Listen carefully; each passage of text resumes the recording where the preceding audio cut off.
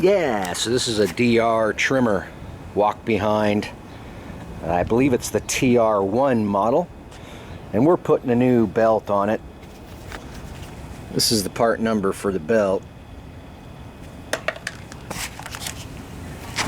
And I've been looking, trying to figure this out. Looks like it's easy enough to get it on all the pulleys.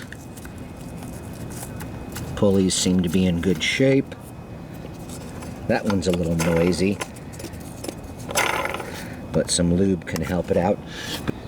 To get the belt onto the head here, I think I'm going to have to take off the head, which there's 3 bolts. So, yeah.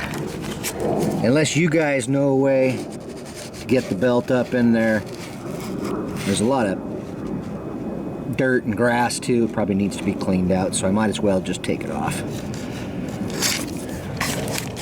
Easier said than done, right? Okay, let's see how easy this is going to be. Piece of cake, right?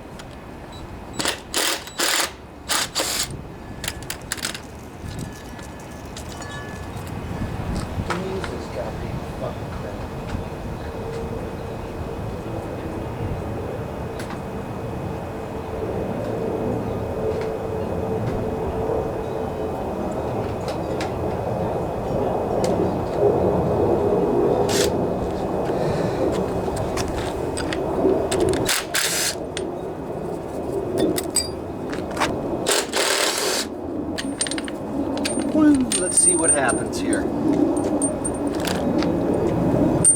I don't want to tilt it up from the front because the way the engine is, that would put all the oil onto the spark plug, so I'm going to tilt it to the side.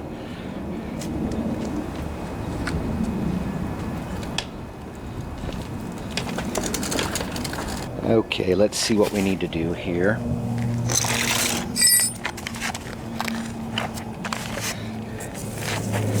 Yeah, there is a lot of stuff that needed to be removed.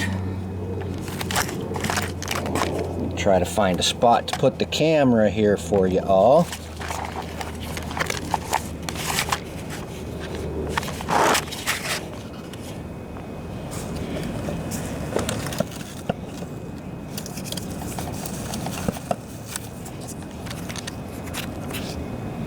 So if we could get this all cleaned up, we can finally see the pulley on here. It was a good idea to take this thing out. Looks like there's no other way to replace the belt other than taking this thing down. And it's only attached still by this one bar. And so if you look where the bar goes, basically you can just lift it up out of that hole. I'm gonna have to put the camera down to do it. So it did come out. It did come out easy. Just had to lift it up. Oh! Well, so you can see how this works.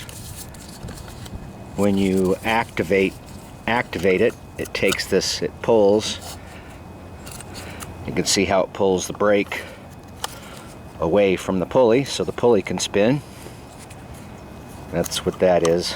It's called the pulley brake. As soon as you disengage it, it stops the pulley from spinning. So it's all cleaned up now, probably ready to go back on. Went ahead and sprayed some lube on this one. You can hear it's a little bit noisy, but it's still working. I think it's in good shape. I think it'll work. I'm also going to lube up all the pivot points here, and over there. This is the pulley that moves when you tighten it up. It tightens it against the belt.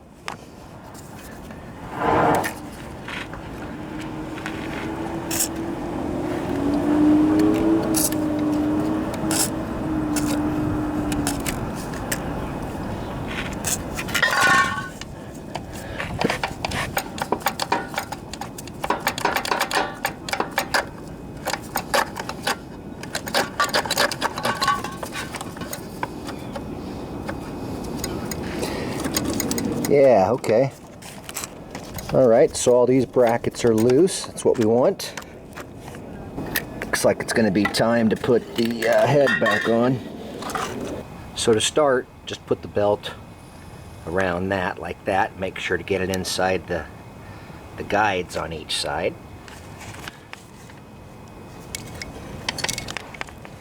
And I have the linkage attached already, so I think I'm just going to push this up into place and bolt it in. I can't tell if you guys can even see anything, but here she goes. Up into place. Just make sure your linkage stays on.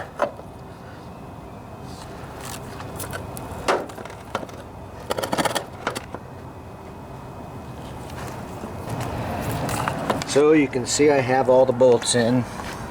They're not tightened down yet because I want to get under there and make sure that that belt is still in place. Yep, it's still in place, so it's time to start routing this thing. So I can show you how that goes. So this is all we have here. Up around this one, that's your idler. You just have to make sure that your belt gets on the inside of that little bracket there. You can squeeze it by. Now we have to put the belt through the belt keeper there.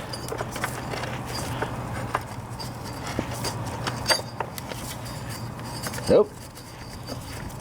That's a little tight fit, but we can get it around one way or another. There we go.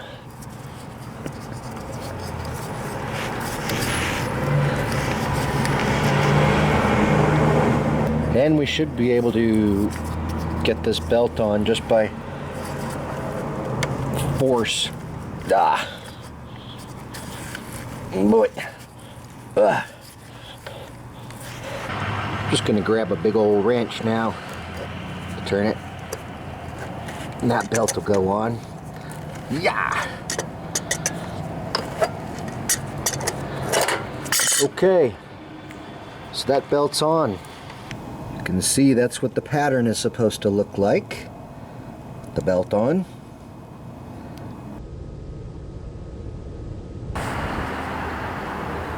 We have an electric start or a pull start. I'm feeling brave.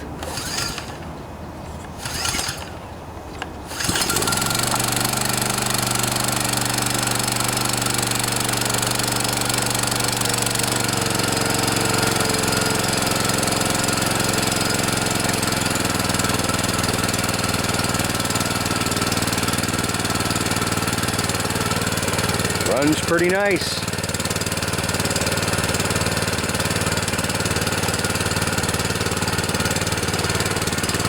Gonna let it warm up a little bit.